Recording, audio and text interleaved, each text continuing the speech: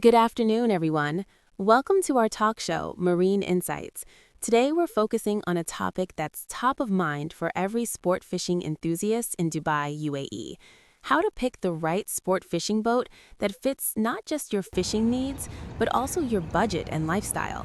To guide us through all the key details, including costs, maintenance, and mooring, we have a very special guest, Mr. Joey, a marine industry expert with over 15 years of experience in Dubai, specializing in boat sales, maintenance, and cost management.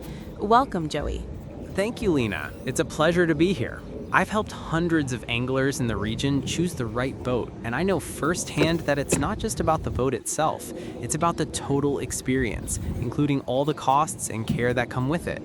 Today, we focus on mid to large sport fishing boats around 1 million AED here in Dubai. Let me explain why this segment matters most. In Dubai, the standard recreational boat license covers vessels up to 12 meters. So we will focus on 11 to 12 meter boats, the largest size you can operate by yourself without a hired captain, ideal for family and friends. That's right, Lena. This 11 to 12 meter 1 million AED category is absolutely the most practical and popular choice for local boat owners. It hits the perfect balance between space, safety, and ease of use for personal operation. Exactly. Let's start right away. When shopping in this class, what should buyers consider first, size or material? They should look at both together as they decide everything else. Size is already determined by your license, so 11 to 12 meters is your best and legal maximum. Material will shape your cost, maintenance, and long-term value. These two factors will directly affect your daily experience on the water. Let's confirm, why is 11 to 12 meters really the best size for most owners? This length is the legal limit for a standard personal license, so you don't need to employ a professional captain. It offers enough space for family and friends while remaining easy to handle. It performs well in the Arabian Gulf conditions and fits most marina berths without extra hassle. Now, let's compare the two main materials, fiberglass versus aluminum. What's the core difference for buyers? Fiberglass boats come with a lower upfront price, which feels more attractive at first. Aluminum boats cost more initially, but bring stronger long-term benefits. The choice really depends on whether you care more about entry cost or total ownership value. Why do so many experienced buyers still choose aluminum despite the higher upfront cost? Aluminum is far more durable against saltwater and accidental impacts in Dubai's conditions. It requires much less maintenance and holds resale value much better over the years. For a million dirham investment, long-term reliability and value retention make it the smarter pick. Let's talk about running costs. Which type is more fuel efficient? Aluminum boats are lighter, so they use about 25 to 30% less fuel per trip. That adds up to significant savings every year for regular users. Lower fuel consumption makes each outing more cost-effective in the long run. To make this more concrete, let's talk about two specific high-performance boats in this 11 to 12 meter range. Can you walk us through their key differences? Absolutely. There's a 39-foot, 11.9 meter fiberglass boat with 3 outboards, and a 38-foot, 11.6 meter aluminum Tidemaster boat, both center console models. The fiberglass one is over 4.5 tons with triple outboards, while the aluminum one is only 3.3 tons with twin outboards. What about their designs and trade-offs?